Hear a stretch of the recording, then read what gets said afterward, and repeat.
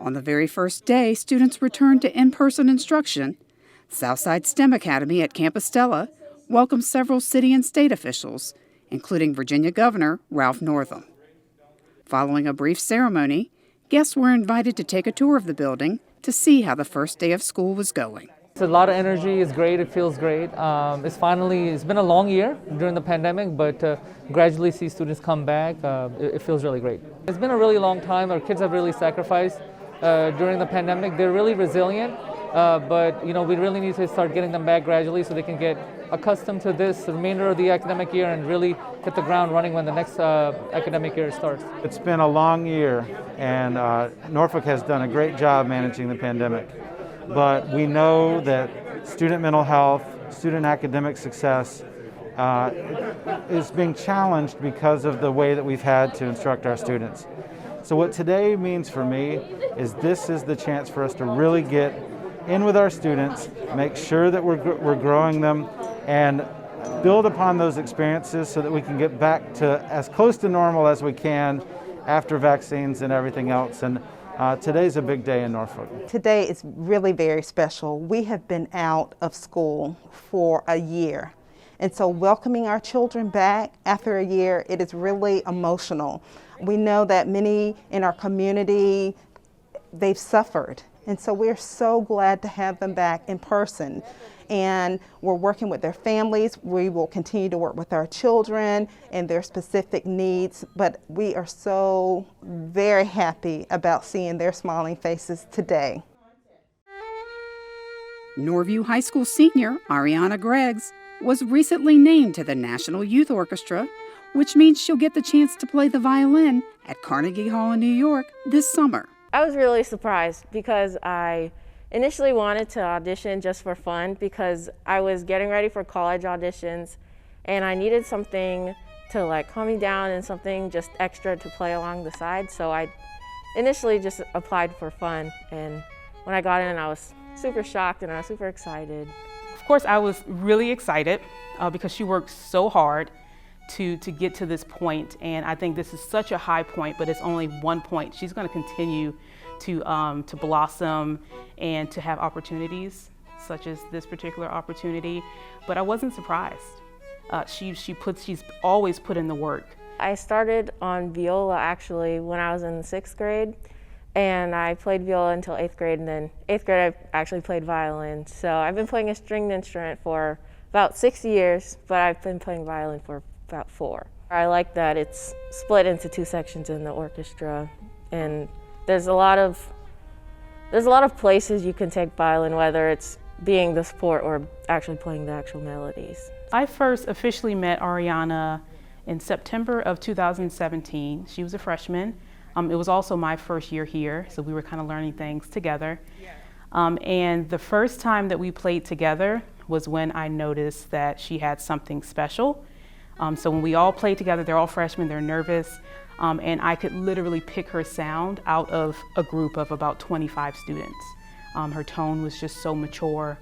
Typically when you enter high school, you have to work on tone and making a beautiful sound, and she kind of already had that.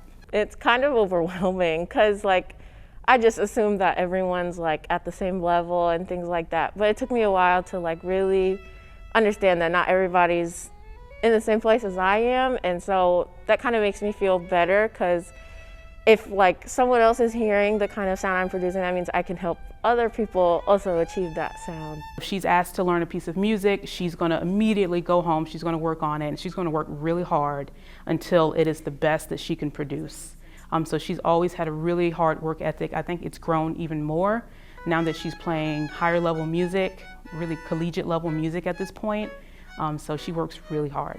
After high school, I would like to go to a 4-year college and pursue a degree in music performance. And I'd also during or after college, I would like to be placed in a professional orchestra or teach private lessons while being in the orchestra. She's ready. She's already performing music at the collegiate level. So as long as she keeps up that work ethic and she continues to be positive and optimistic and passionate about making music, The violin is a difficult instrument.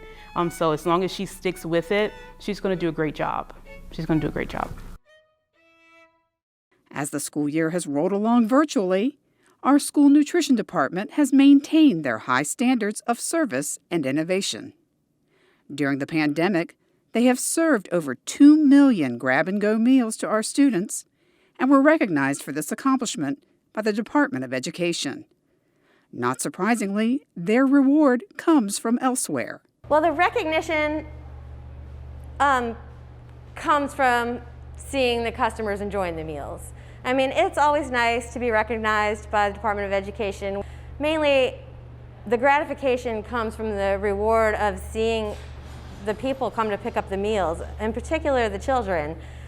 Schools have provided a safe, reliable source of food for children the entire time, and I think for some of them it's actually a destination as opposed to just a meal. Despite the pandemic, school nutrition has continued to observe various events, including this month's National School Breakfast Week, with new food items and celebrations at schools.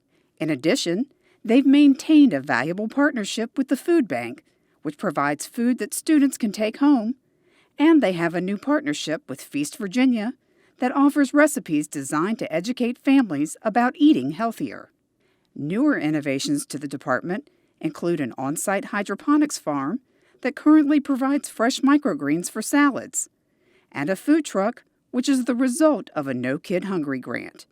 We were approved for $200,000 grant, and the first thing that we have found would benefit our community is a food truck. So we have started, the procurement is done, and we are in the final stages. We expect it to be delivered the middle of May. We'll be able to bring it out during our summer programs. We can use it for promotional activities. We'll be able to bring it out to food deserts right now. There's a few of them in Norfolk, so that will be able to expand the food programs to those areas. As students return to school buildings, those essential employees in school kitchens will be relied upon more than ever. Staff is going to have to pivot, as they have many times, because we will be serving in-person learners from the moment they arrive to school all the way through the school day, and then we still have to be on hand in many locations to serve the virtual learners at the end of the instructional day. So they're looking at a longer day, they're looking at some changes to their schedule, but really everyone is very excited for the return to students to school. Throughout this pandemic, those working in school kitchens with empty cafeterias, who have handed out more than 2 million meals, have persevered and discovered the great rewards of serving their communities. It's an awesome thing, I tell you. We worked hard, all of us, in the nutrition center, in the kitchens. The delivery guys, we all doing great. But the best thing about it is we're feeding the kids. We meet the kids, we're feeding the kids, and we help the parents. That's awesome. They come and tell us that we benefit them. They're thankful, and they appreciate us being here. So it's very, very rewarding. I enjoy the fact that we're helping people. It's helping us too. You know, it's good to be able to give and help others. Prior to the return of students to classrooms, NPS provided several online workshops to help teachers adapt to teaching students in a classroom and virtually at the same time.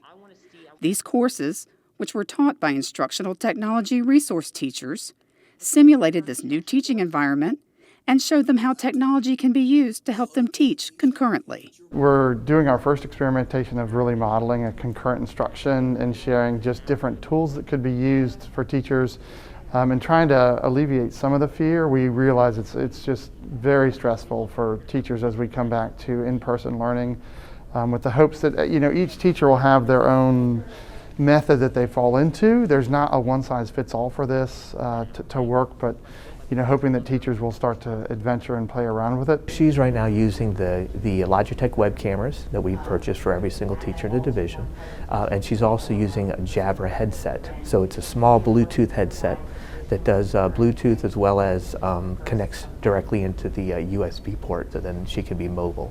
So she can hear students that are online while walking around the classroom and not having to be right there in front to listen. Although many teachers were apprehensive at first, many of them started to become more comfortable with the process and were able to provide valuable feedback. It really gave me great perspective of what it's like for my classroom teachers who have to handle what students will be doing inside the classroom and virtually through the computer. There was a lot of great feedback, a lot of great questioning, some advice from teachers all throughout the chat.